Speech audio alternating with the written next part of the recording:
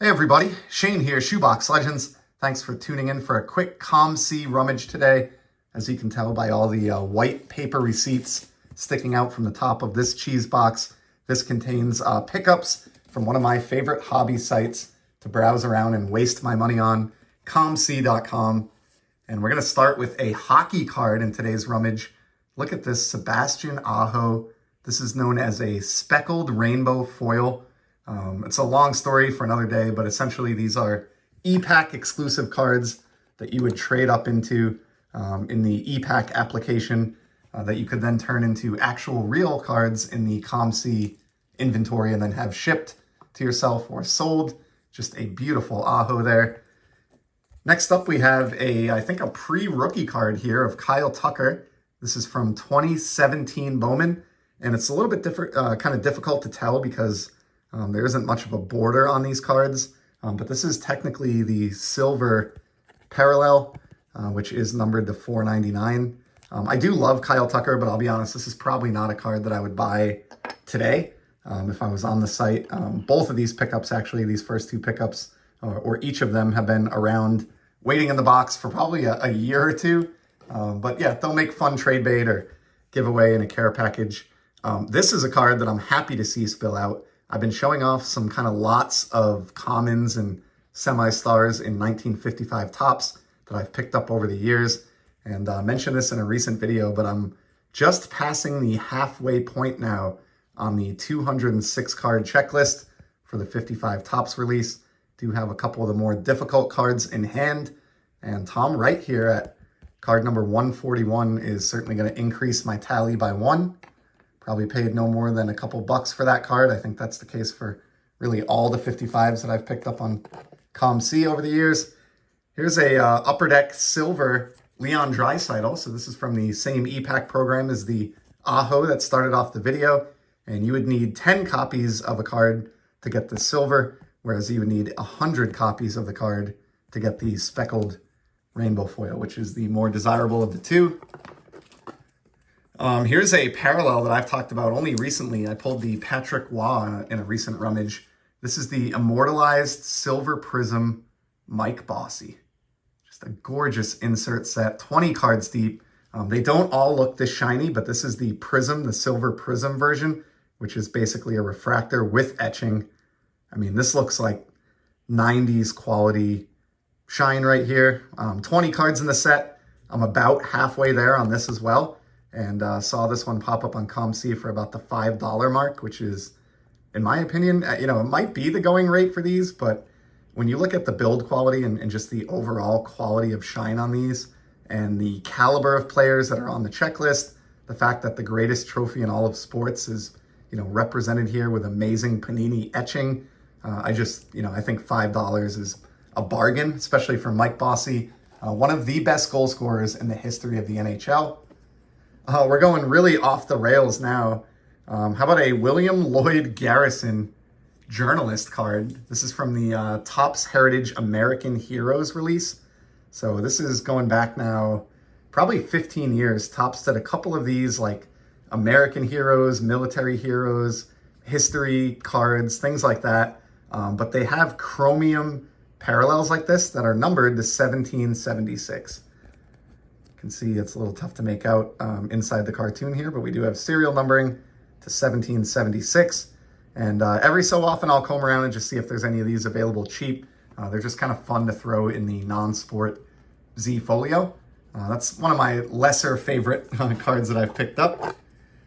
As far as on that front anyway. Here's a beautiful card though on the soccer front. Check out this Mo Salah. Perfect timing too. The Premier League season just about to get underway here. And from the Premier League Prism release, this is a red ice Mo Salah. Of course, a team color match there for Liverpool. This guy was a beast again last year in the Premier League.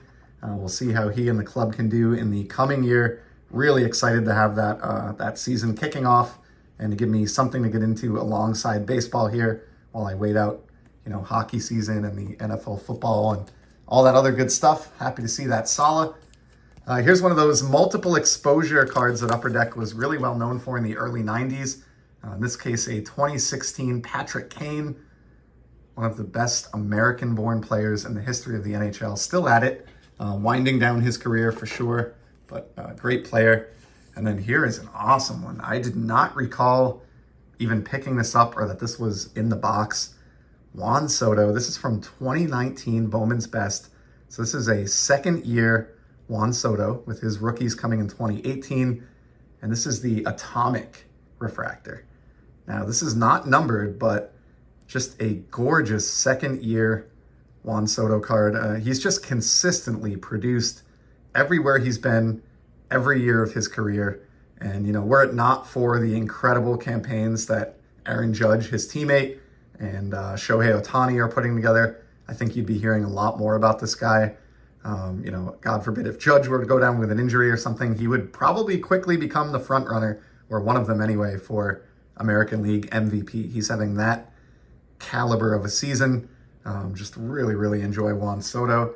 And I do have a Z folio on my bookshelf to the left over here that is split 50-50 between Rafi Devers and Juan Soto. So I think I will put that gorgeous Atomic Refractor center page within that Z. Next up, we go vintage again here, and another oversized card. This is a 1954 Bowman Ned Garver, pitcher for the Detroit Tigers. Not much I can say. I mean, this is just a common. Same rationale here as the Tom Wright from 55 Tops. 54 Bowman is just a set that I really, really love. And for the longest time, this set got no love on COMC. And I would routinely pick up commons in this condition, just like you see here, which is really incredible. I mean, for a card that's now, 70 years old, it's a beautiful card. And I would find these for under $1. And I know you probably think I'm crazy, but I swear that was not a difficult thing to do for many years there. I don't really think that's the case anymore, but I certainly accumulated a good portion of the set when you could do that. And we're on an oversized vintage kick today. A Rip Rapolsky here from 1953 Tops. And this is a huge pull because really, honestly, between these three vintage cards, 55 Tops, 53 Tops, and 54 Bowman, that represents the three sets in the 1950s, I should say, as a decade that I've been slowly chipping away at. I haven't really fully committed to either. I joked recently I was like kind of half-ass set building these, and that applies to 53 Tops as well. Number 172 here, Rip Rapolsky. Great condition, just like the first two vintage cards that we saw, and one that I absolutely need on my want list or checklist for the 53 release. Those high numbers, I don't know if I'll ever really get there, but I keep teasing it over the years. Next up, a Heritage Chrome Whit Merrifield. And sticking with one of the themes of the day today, this is a card that I probably would not buy today. I went on like a weird Whit Merrifield kick a few years back when he was, he won a couple, not batting titles, but hit counts, or he led the league in hits a couple of years. Good stolen base guy, somebody I'd want towards the top of my lineup in his prime, but I've kind of learned that doesn't mean he's someone I would necessarily want to collect. So that one will end up in the trade box probably. Got another 55 Tops card here. A lot of vintage today coming out of the COMC cheese box. A Preston Ward for the Pirates. And Leo has begun snoring behind me if you hear that. No cause for concern. That's just something he does daily.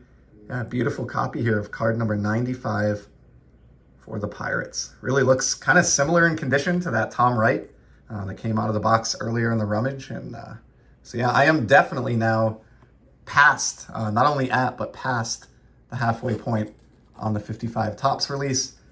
And all right, we'll finish with this one today because it's just hilarious. I had to buy this. I don't remember how I stumbled upon this or became aware of it, but when I learned there was essentially a Fresh Prince of Bel-Air basketball card made by NBA Hoops, had to grab that for my basketball Z folio.